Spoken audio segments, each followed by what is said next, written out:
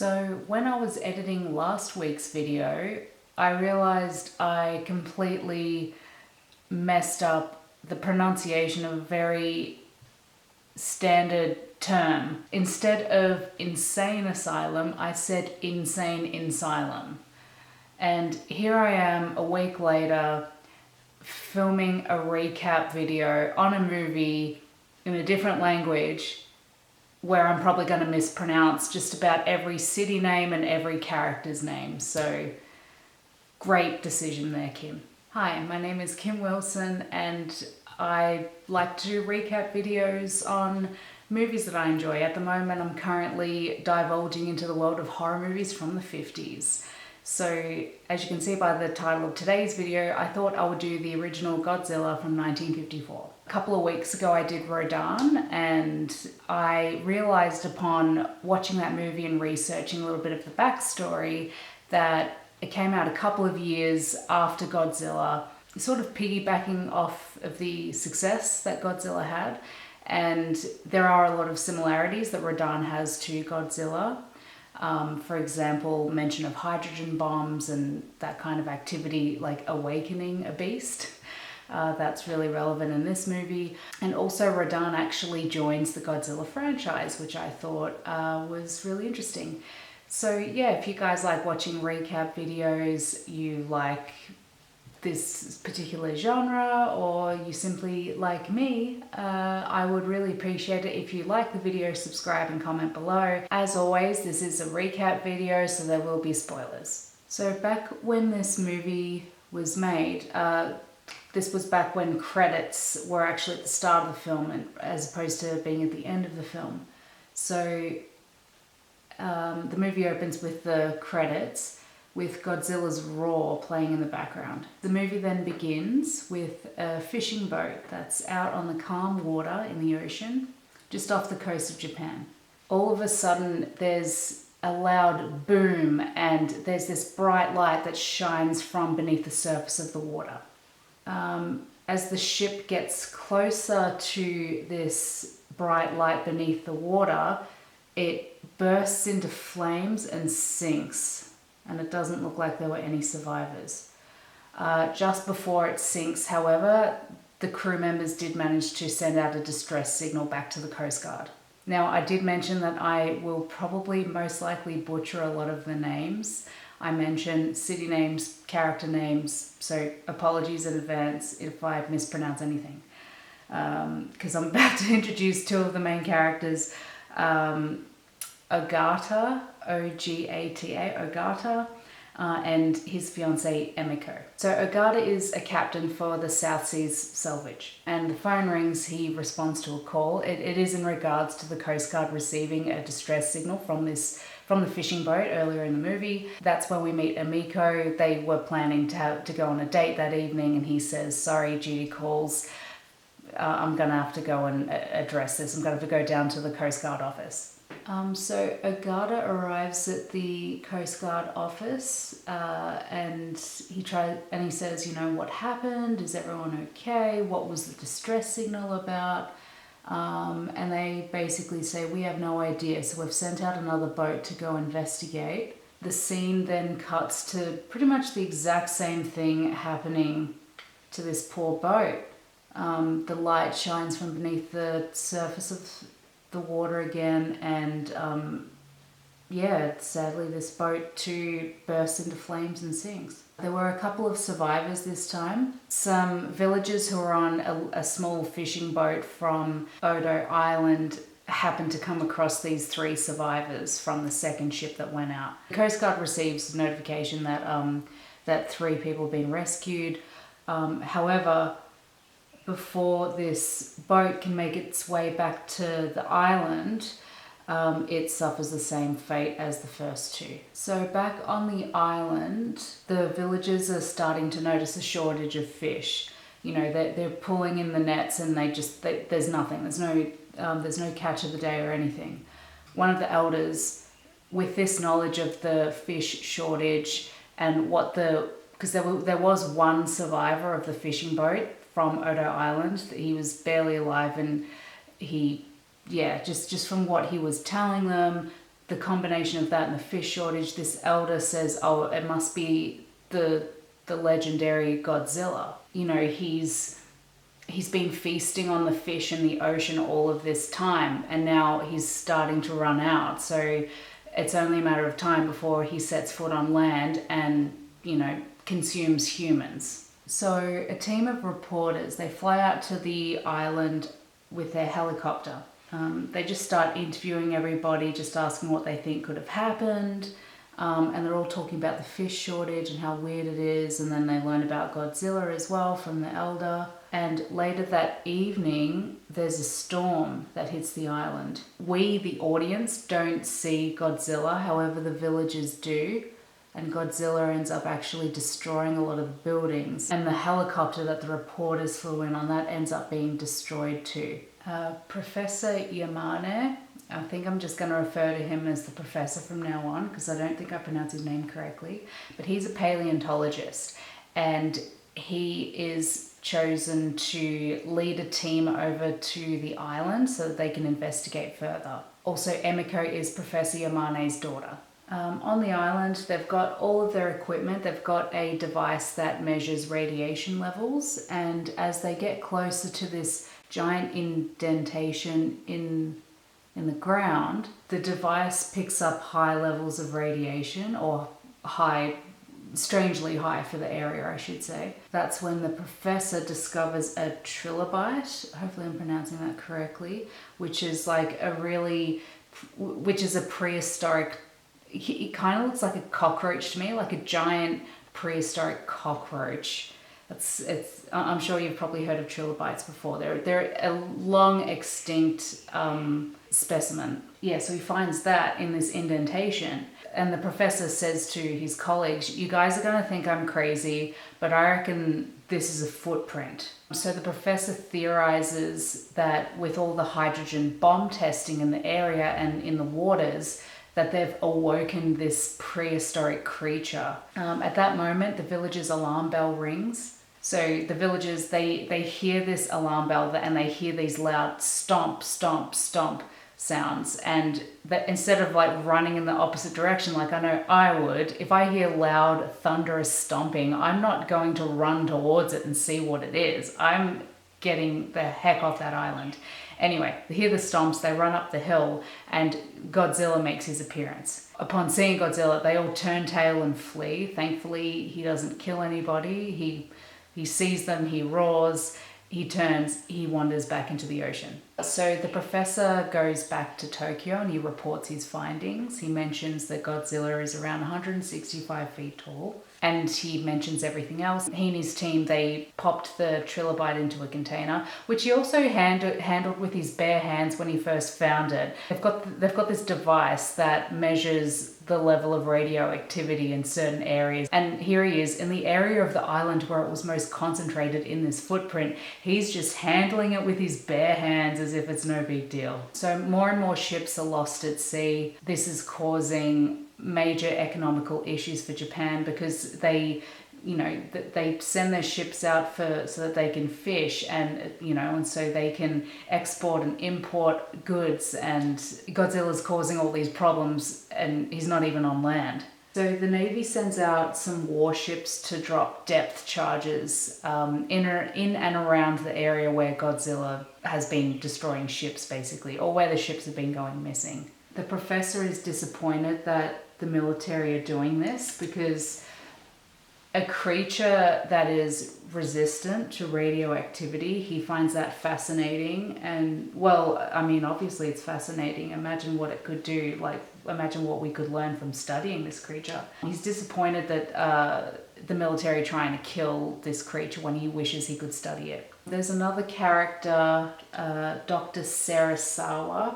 He wears an eye patch because he lost his eye during World War II. Hopefully I'm pronouncing Sarasawa correctly, because I will be mentioning him a few times. One of the reporters who was on the island, whose helicopter got destroyed, he receives a tip about this guy named Dr. Sarasawa, that apparently he's been working on something that could possibly help them in the fight against Godzilla.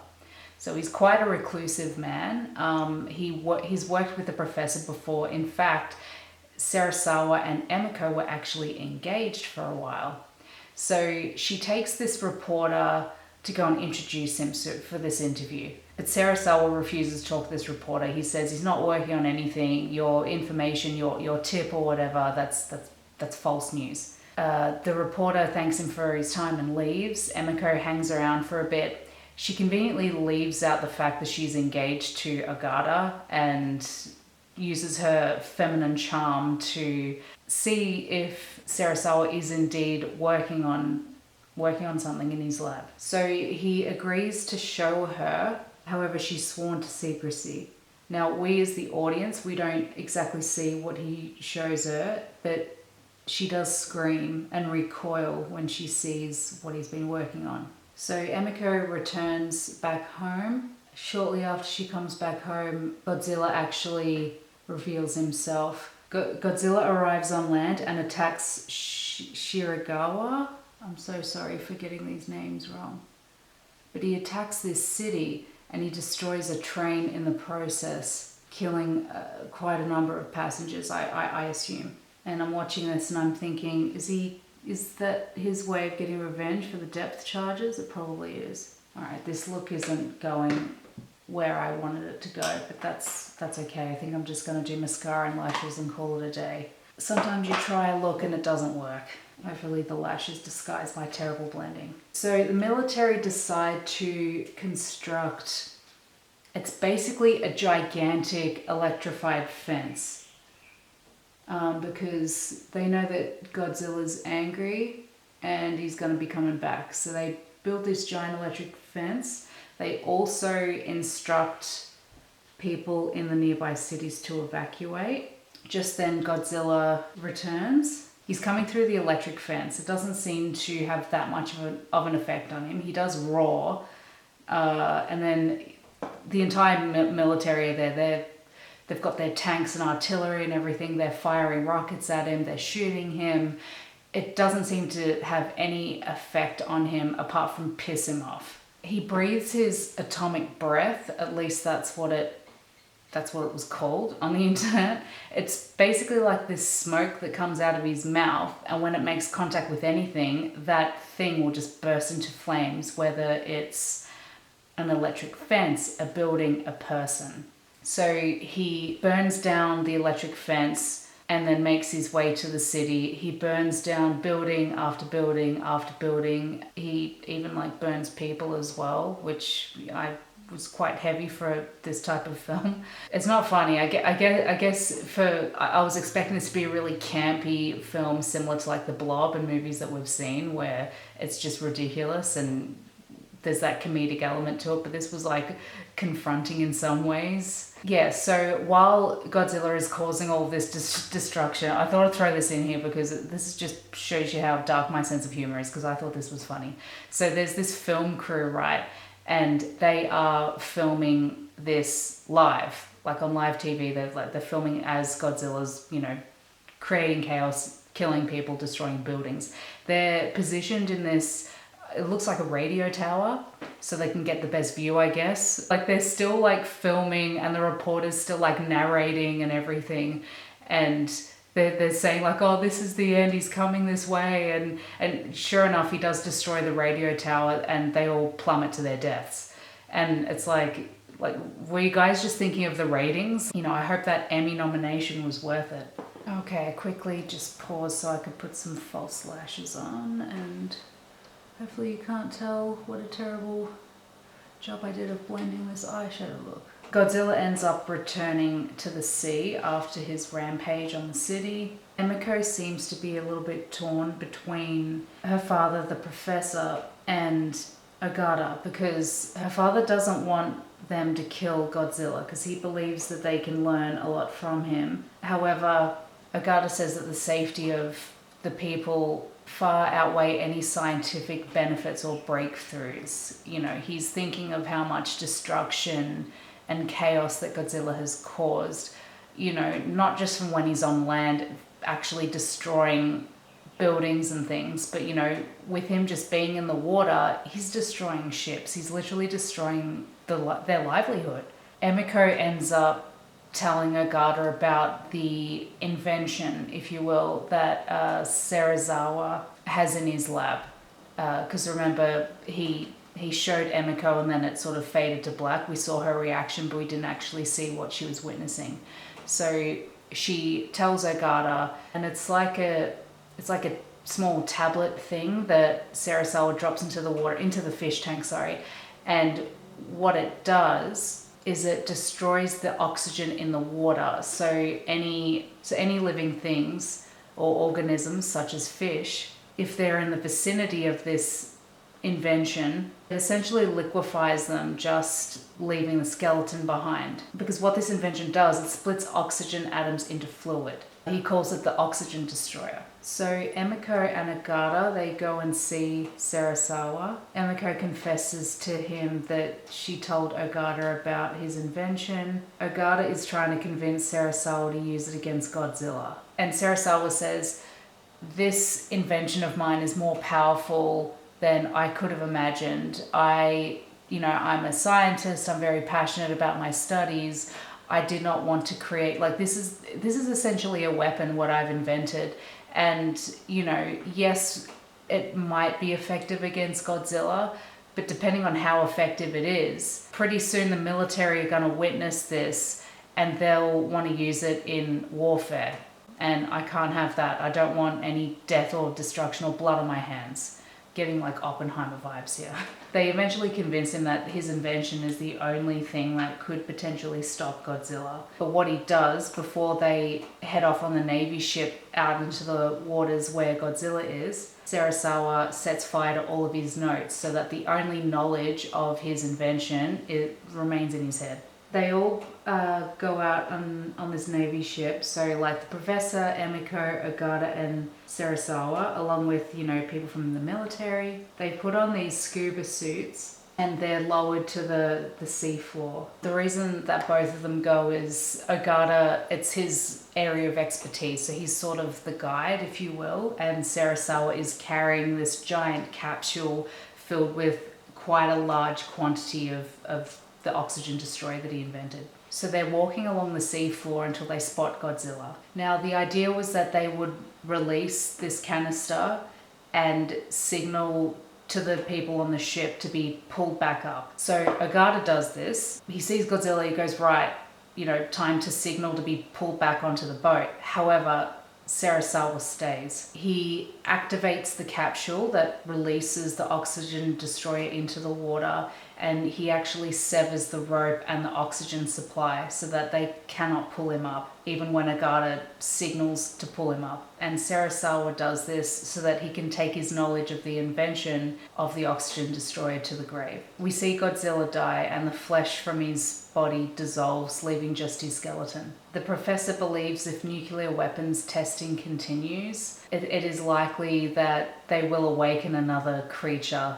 just like Godzilla. And that's the movie. So I thought I'd throw out a couple of interesting, or things that I found interesting. Originally Godzilla's scenes were planned on being done in stop motion format. But then they realized it would take 7 years to complete the film. I'm going to be glancing down my notes, I want to get this right. So Godzilla's roar was created by using a leather glove coated in pine tar resin on a double base. So they would move this glove against the bass string because it's coated in resin. It caused friction, and the sound that friction created, they recorded that and they slowed it down, and we have Godzilla's roar. So there was a popular, sadly discontinued candy called Fantails, and on the wrapper there were fun facts about Hollywood actors and also movie trivia. And I remember years ago reading a Fantail wrapper, and this was in regards to the 1998 Godzilla remake. Now, according to this Fantail wrapper, because I couldn't find this online, so take what I say with a grain of salt, but for the 1998 Godzilla, they made his roar by they took sound effects from tigers, leopards, alligators, and a baby elephant, and they like combined and mixed all those sounds together, and we have the 1998 Godzilla Raw. I'll post footage of both the 1954 version and the 1998 version so you guys can compare the difference between the Raws. First and foremost, most reptiles do not have vocal cords, so reptiles cannot roar. Well, they shouldn't be able to. So yeah, this was my recap of Godzilla 1954. Have you guys seen this movie? What did you think of it? Please leave a comment below. And yeah, thank you all so much for watching, and I'll be talking to you all again next week. Bye.